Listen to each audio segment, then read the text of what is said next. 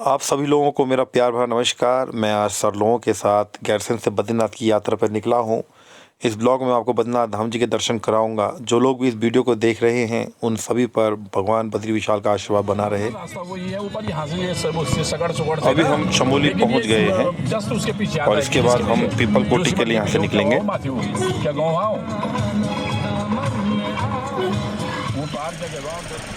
चमोली के बाद हम पहुंच गए हैं पीपल कोटी और पीपल कोटी में सभी हमारे सर लोग यहाँ पे रुके हैं ताकि वे चाय और पकौड़ी का स्वाद ले सकें।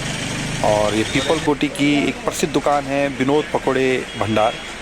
अधिकांश जो यात्री हैं इसी स्थान पर, इसी दुकान पर पकौड़े और चाय का स्वाद लेते हैं और हमने भी इसी दुकान को चुना चाय और पकौड़ों के लिए।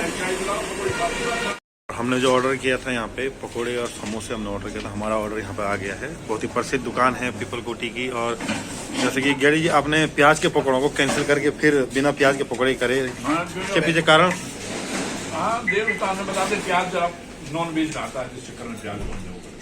बहुत सुंदर।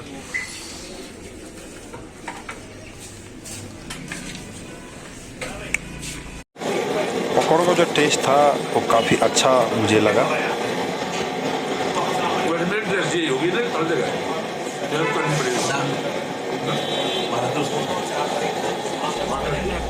और आप देख सकते हैं मेरे ठीक सामने एक आपको तिरुसली हिमालय पर्वत का हिस्सा है। तो गैरी जी कौन सा पर्वत कह रहे थे आप इसे? तिरुसली पर्वत को मैं आपको दिखाऊंगा। तो आप देख सकते हैं मैं आपको देखा ये वो पर्वत है यहाँ से पीपल कोटी से आगे हम गए तो हमें एक टनल दिखाई दी। ये जो सुरंग है काफ़ी लंबी ये सुरंग थी। हालांकि जब हम सुरंग के अंदर गए तो काफ़ी अंधेरा था तो हमारे सर ने लाइट ऑन कर दी गाड़ी की। और ये सुरंग है, इसकी लंबाई लगभग 200 से 300 मीटर थी। और ये सुरंग बनाने का मुख्य उद्देश्य ये था कि भूस्खलन से निजात मिल सके। और जो सड़कें थी आप देख सकते हैं काफ़ी अच्छी कंडीशन में मुझे यहाँ सड़कें दिखाई दी। अब हम जोशीमठ पहुंच चुके हैं और ये सामने आप हाथी पहाड़ देख रहे हैं। जोशीमठ चमोली ज़िले का एक बहुत खूबसूरत शहर है जो प्रकृति के सौंदर्य के बीच में बसा हुआ है। हम मुख्य बाज़ार से ना होकर नरसिंह मंदिर वाले रूट से हम इसमें बद्रीनाथ की ओर जा रहे हैं। औली के लिए भी जोशीमठ से ही एक रोड जाती है। यहाँ से मात्र 12 किलोमीटर की दूरी पर औली स्थित है। और ये जोशीमठ शहर बहुत ही सुंदर, हालांकि कुछ ही समय पहले यहाँ पर प्राकृतिक आपदा देखने को मिली थी, भूधसाव देखने को मिला था। मकानों पर दरार साफ साफ देखी जा सकती है। कहते हैं इसका मुख्य कारण है कि जो जोशीमठ है इसके ही निकट जयप्रकाश परियोजना चलाई जा रही है, जिसके चलते जोशीमठ शहर को काफ़ी नुकसान झेलना पड़ा। जोशीमठ के बाद जो अगला पड़ाव आता है वो गोविंद घाट आता है। उसके बाद हम बद्रीनाथ धाम पहुँच जाएंगे। गोविंद घाट से आगे हम जब निकले तो रास्ते में प्राकृतिक सौंदर्य के बीच कई नदी घाटी परियोजनाएं भी हमको देखने को मिली, जिसमें से कि आप देख सकते हैं मेरे साइड में लामबगड़ परियोजना। और बहुत उबड़ खाबड़ रोड भी हमें देखने को मिली क्योंकि आपदा के दौरान सड़कें काफ़ी ज़्यादा खराब हो गई थी यहाँ पे। फाइनली हम बद्रीनाथ धाम पहुँचने वाले हैं और यहाँ से लगभग 1 किलोमीटर की दूरी पर बद्रीनाथ धाम स्थित है। और आप देख सकते हैं मेरे ठीक सामने देवदार के वृक्ष भी आपको दिखाई दे रहे होंगे। हालांकि इन देवदार के वृक्षों की हाइट काफ़ी कम है क्योंकि हम लगभग 3200 मीटर की ऊंचाई पर चल रहे हैं। बद्रीनाथ धाम चमोली ज़िले में स्थित है जो कि अलकनंदा नदी के तट पर है। भगवान विष्णु का यह मंदिर बद्रीनाथ धाम। और आप देख सकते हैं हम बद्रीनाथ धाम पहुँच चुके हैं और ठीक सामने आप देखेंगे कि बद्रीनाथ धाम का बस अड्डा आने वाला है। ये वही बस अड्डा है जो कभी खूब रौनक यहाँ पर रहती थी, लेकिन ये ऑफ सीजन हम 6 नवंबर आज तारीख है तो आज के दिन हम यहाँ पहुँच रहे हैं। पट बंद होने वाले हैं इसलिए थोड़ा चहल पहल हमें कम दिखाई दे रही है। और जो ये बस अड्डा है निर्माणाधीन बस अड्डा हम इसे कहेंगे क्योंकि पूर्व में यह बस अड्डा बहुत अच्छा था, लेकिन इसको पुनः निर्माण किया जा रहा है। और बद्रीनाथ का जो मास्टर प्लान है उसके तहत बद्रीनाथ में कई निर्माण कार्य चल रहे हैं, जिसके चलते जगह जगह जो यहाँ पे रूट हैं, रास्ते हैं, वो बाधित हैं। और हम आपको थोड़ी देर में ले चलेंगे बद्रीनाथ धाम के मुख्य बाजार की ओर। बद्रीनाथ धाम हम पहुंच चुके हैं और ठीक सामने आप देख सकते हैं नर और नारायण पर्वतों को दिखाई दे रहा होगा, जिसके चढ़ पर बद्रीनाथ धाम स्थित है। ये है नर और नारायण पर्वत, जो कि बर्फ़ से ढका हुआ रहता है 12 मास। और जैसे कि मैंने आपको बताया कि जो निर्माण कार्य है बद्रीनाथ में, वो अभी जारी है और तमाम जो पुराने यहाँ पे लॉज थे, धर्मशालाएँ थी, सब तोड़ दी गई हैं, क्योंकि वो पुराने हो चुके थे और भविष्य में उनमें कोई दुर्घटना भी हो सकती थी। इसलिए जितने भी पुराने यहाँ पे लॉज थे, भवन थे, लॉ और आपके धर्मशालाएँ थी, उन्हें तोड़ दिया गया है और नया पुनर्निर्माण यहाँ पे जारी है। आप देख सकते हैं रोड के दोनों किनारे गर्म कपड़ों की दुकानें लगी हुई हैं यात्रियों के लिए, और ये बाज़ार सजा हुआ है धार्मिक मालाओं, प्रतीक चिन्हों, कड़ों, कई प्रकार की यहाँ पे रुद्राक्ष आप देख सकते हैं और प्रसाद की दुकानें आप देख सकते हैं। बहुत ही सुंदर बाज़ार बद्रीनाथ का, और जो ये बाज़ार है बहुत अच्छी रौनक इन बाज़ारों में आज भी दिखाई दे रही है, क्योंकि ऑफ सीजन का दौर है। उसके बावजूद भी बाज़ार बहुत सुंदर सजे हुए हैं। आप देख सकते हैं, मैं आपको दिखाने का प्रयास कर रहा हूं कि यहाँ पे गर्म कपड़ों की भी अच्छी दुकानें हैं। कोई लोग तो अपनी दुकानें बंद कर रहे हैं, क्योंकि ऑफ सीजन के दौर में अभी अपने पट बंद होने वाले हैं, तो दुकानें बंद कर रही थी वहाँ पे।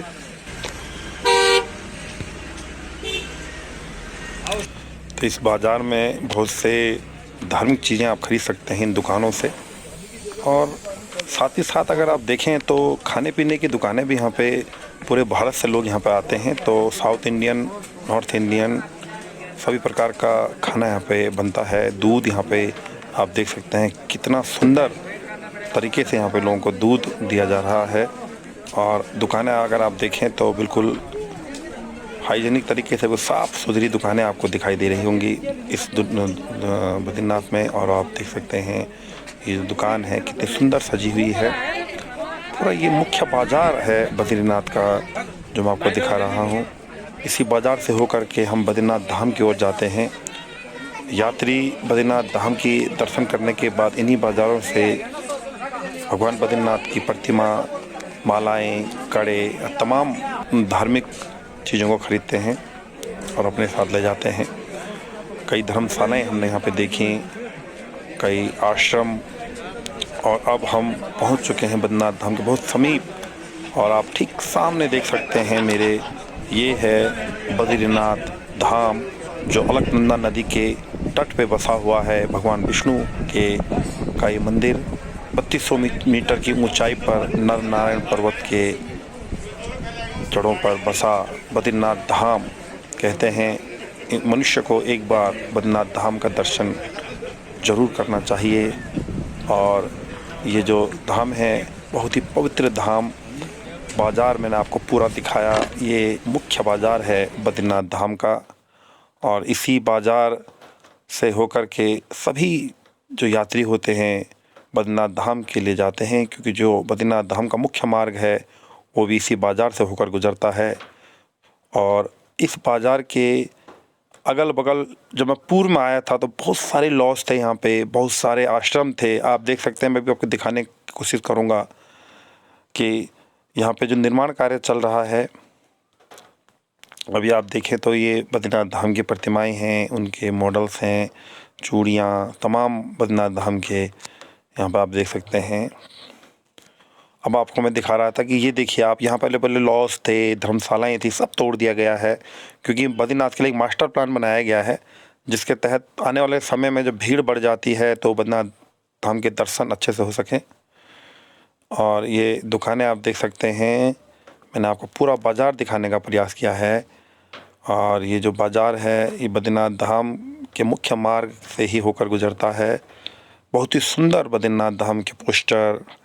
और अब मैं बद्रीनाथ धाम के सिंह द्वार के समीप बना इस पुल को मैं दिखा रहा हूँ। और अब नदी के दोनों किनारे, पुल के दोनों किनारे आप देखेंगे तो जो कंस्ट्रक्शन है वो चल रहा है। यहीं पे जो मास्टर प्लान बनाया जाएगा बद्रीनाथ का, वो यहीं पे बनना है, क्योंकि यहाँ पे जितने भी लॉज थे, आश्रम थे, वो बहुत पुराने भी हो गए थे। तो आप देख सकते हैं तमाम वो लॉज अब नहीं। कुछ मंत्र जरा कुछ स्तुति जरा। तप्त कुंड है बद्रीनाथ धाम के अंदर ही है ये, और गर्म पानी यहाँ पे निकलता है। कहते हैं कि ये गंधक की चट्टानों से निकला हुआ गर्म पानी है, जो कि कई प्रकार के त्वचा के रोगों को समाप्त कर देता है। इसमें स्नान करने को बहुत पवित्र माना जाता है और हमने भी इस पवित्र कुंड में स्नान किया। अपने सब लोगों के साथ मैंने भी स्नान किया। बहुत ही आनंद इस कुंड में नहाने के बाद आया। और ये जो कुंड है, इस कुंड में नहाने के पश्चात ही दर्शन किए जाते हैं। स्नान करने के बाद हमने प्रसाद खरीदा, जो कि तप्त कुंड के बगल पे ही प्रसाद की दुकान थी। जिन भैया से मैंने प्रसाद खरीदा और अपने कपड़े और जूते भैया के पास ही सुरक्षित रख दिए थे।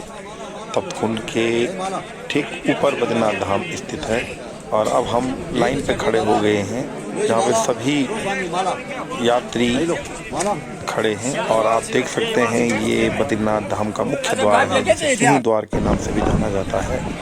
अलकनंदा नदी के तट पे बसा बद्रीनाथ धाम बहुत ही पवित्र धार्मिक स्थल है।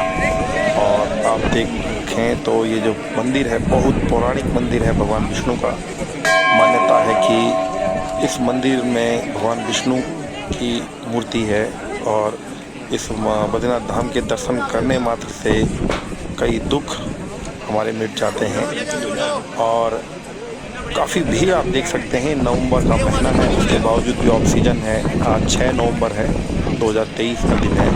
उसके बावजूद आप दर्शन करने वालों की भीड़ देख सकते हैं। तो आप देख सकते हैं कि जून में जब पीक होता है तो कितनी भीड़ होती होगी। और मेरे ठीक पीछे आप देखेंगे ये बद्रीनाथ धाम का मुख्य द्वार है। अभी दिन के 12:30 पौने 1 बज रहा होगा, क्योंकि 1 बजे यहाँ पे बद्रीनाथ धाम का भोग लगता है और हम सही टाइम पे पहुँचे हैं। और मैं इस समय मंदिर के अंदर से आपको दिखाऊं तो ये मंदिर के अंदर का दृश्य है। ये मैंने बद्रीनाथ जी के दर्शन करे, भगवान विष्णु जी से आशीर्वाद के तौर पे आप सभी की मनोकामनाएं भी पूरी हों जो इस वीडियो को देख रहे हैं। और साथ ही साथ आप देख सकते हैं ये बद्रीनाथ धाम के भीतर का एक सुंदर दृश्य है। दिन की 1 बज रही हैं और भगवान का भोग लग चुका है। 100 रुपये की पर्ची काटने के बाद सभी तीर्थयात्रियों को ये भोग मिलता है। यहाँ पे बद्रीनाथ धाम में प्रसाद को खाने का मौका मिला, क्योंकि यहाँ पे ये भाग मिलता है। जिसकी 100 रुपये की पर्ची मैंने यहाँ पे कटाई और ये भगवान के प्रसाद के रूप में जाना जाता है, जिसे भोग कहते हैं। भगवान हमारे भाई लोग पवित्र बद्रीनाथ धाम जी के दर्शन करने के पश्चात हम बाहर की ओर निकले तो दोनों ही ओर कई व्यापारी हाथ में माला लेके मालाएं बेच रहे थे कि फोटो खींचने भी फोटो खिंचवाए। जहाँ पे जाता हूँ वो डाइया सेट। तभी एक बाबा जी ने मेरे माथे पे बहुत अच्छा बद्रीनाथ जी का तिलक भी लगाया। मैं उन्हें नमन करता हूँ। वो क्रिकेट का मैदान खिलाड़ियों के नाम मेरे तिलक लगा रहे हैं। ये बद्रीनाथ का मैदान। फाइनली हम सभी ने बद्रीनाथ के दर्शन कर लिए हैं। तो हमारे साथ जो सर लोग आए हुए हैं उन्होंने भी बद्रीनाथ जी के मुख्य द्वार पे फ़ोटो ली। और मैं भगवान बद्री विशाल से यही कामना करता हूँ कि मेरे सभी व्यूअर्स जो भी इस वीडियो को देख रहे हैं उनकी सभी मनोकामनाएं पूरी हों और उन पे भगवान बद्री विशाल का आशीर्वाद बना रहे। बद्रीनाथ जी के दर्शन के पश्चात हम सभी लोग घर की ओर जा रहे हैं। तो रास्ते में हनुमान चट्टी के समीप हम पहुँचने वाले हैं। हनुमान चट्टी हनुमान मंदिर के लिए प्रसिद्ध है। हनुमान मंदिर में भगवान हनुमान जी की पूजा की जाती है। और अब हम हनुमान मंदिर के समीप पहुंच गए हैं। आप देख सकते हैं दुकानें सजी हुई हैं। हनुमान जी के लाइव दर्शन आप कर सकते हैं, क्योंकि मैं मोबाइल अंदर ले जा सकता था। बहुत छोटा सा बाजार है लेकिन बहुत अच्छा सजाया हुआ है यहाँ पर।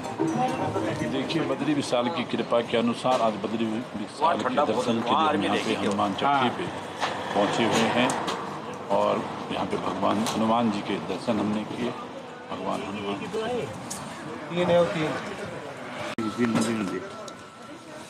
तो काका टेस्ट करके बताओ, ठीक हो रही है? फोटो टेस्ट ठीक आ रहा है। आशा करता हूँ आप सभी को मेरा ब्लॉग अच्छा लगा होगा। मैं भगवान बद्री विशाल से यही कामना करता हूँ कि आप सभी पे भगवान बद्री विशाल का आशीर्वाद बना रहे। आप मेरे चैनल को सब्सक्राइब, शेयर और लाइक करें। बहुत बहुत धन्यवाद।